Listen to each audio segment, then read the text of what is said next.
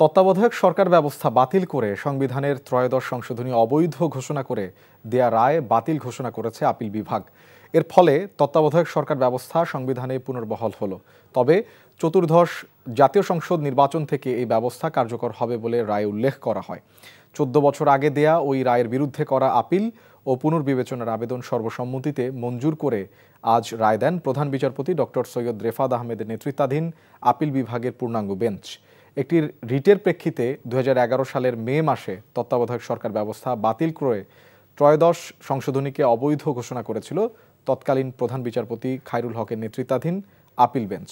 পরের মাসেই পঞ্চদশ সংশোধনীর মাধ্যমে তত্ত্বাবধায়ক সরকার ব্যবস্থা বাতিল করে আওয়ামী লীগ সরকার। গত বছরের জুলাই আগস্ট অভ্যুত্থানের পর আপিল বিভাগের পূর্বের রায়ের বিরুদ্ধে 8 ব্যক্তি ও 2 সংগঠন রিভিউ আবেদন করে।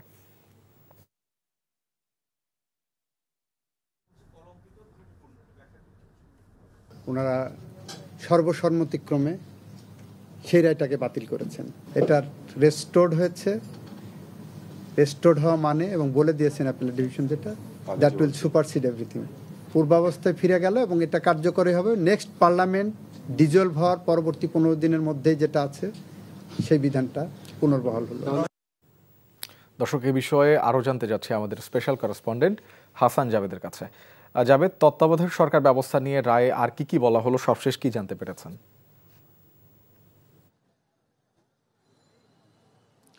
শোভন, আসলে রায়টি কিন্তু খুব সংক্ষেপ। পরিপূর্ণ রায় প্রকাশ হলেই কিন্তু আমরা বুঝতে পারবো যে পর্যবেক্ষণ কি আছে বা আরও কীভাবে বলা আছে। এবং তত্ত্বাবধায়ক সরকার ব্যবস্থার ফরমেশনটা কিন্তু এই রায়ের ফলে যেটা হয়েছে যে অ্যাটর্নি জেনারেল সহ অন্য আইনজীবীরা বলেছেন এর আগেও যে সিস্টেমে ছিল সেই সিস্টেমে কিন্তু হবে।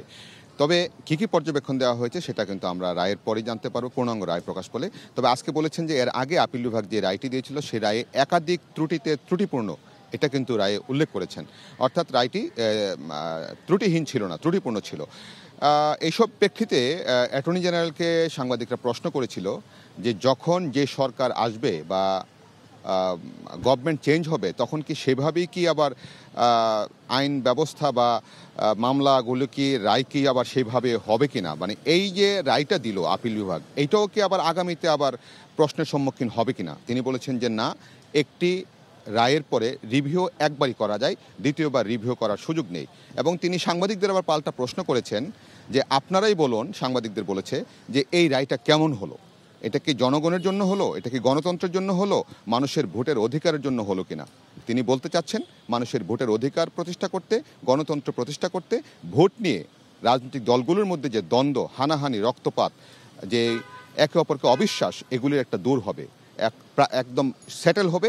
কাজে এটা গণতন্ত্রের জন্য হয়েছে এবং আপিল বিভাগ পরিপূর্ণভাবে দিয়েছে। এবং আগের আপিল বিভাগ রাজনৈতিক উদ্দেশ্যে একটি দলের প্রভাবান্বিত হয়েই এই রায়টি দিয়েছিল। কাজেই আজকের রায়টি হচ্ছে ন্যায়সঙ্গত, আইনের শাসন প্রতিষ্ঠা হয়েছে, গণতন্ত্র প্রতিষ্ঠা হয়েছে এবং তিনি এটাই বলেছেন। এবং আগামী নির্বাচনটা কিন্তু হবে এই যে অন্তর্বর্তী সরকার, এই অন্তর্বর্তী সরকারের অধীনে চতুর্দশ জাতীয় সংসদ নির্বাচন থেকে এই তত্ত্বাবধায়ক সরকার ব্যবস্থাটা কার্যকর হবে। এবং এটি একটি মানে স্পষ্ট প্রতীয়মান হয়েছে যে তত্ত্বাবধায়ক সরকারের অধীনে নির্বাচন যেগুলি হয়েছিল বিএনপির আমলে, সেই আমলের নির্বাচনগুলি গ্রহণযোগ্য হয়েছিল। তত্ত্বাবধায়ক সরকারের অধীনে যে নির্বাচনগুলি হয় না সেই নির্বাচনগুলি নিয়ে কিন্তু প্রশ্ন ছিল। দিনের ভোট রাতে হয়েছে এবং ভোটবিহীন নির্বাচন হয়েছে, কত পার্সেন্ট নির্বাচন হয়েছে, সেই প্রশ্নগুলি কিন্তু তারা উত্থাপন করেছিলেন আপিল বিভাগে। তো এই কথাগুলি কিন্তু আজকে বারবার আবেদনকারীর আইনজীবীরা এবং অ্যাটর্নি জেনারেল বলেছেন। শোভন। দর্শক, হাইকোর্ট থেকে জানছিলাম তত্ত্বাবধায়ক সরকার ব্যবস্থার রায়ের বিষয় বিস্তারিত।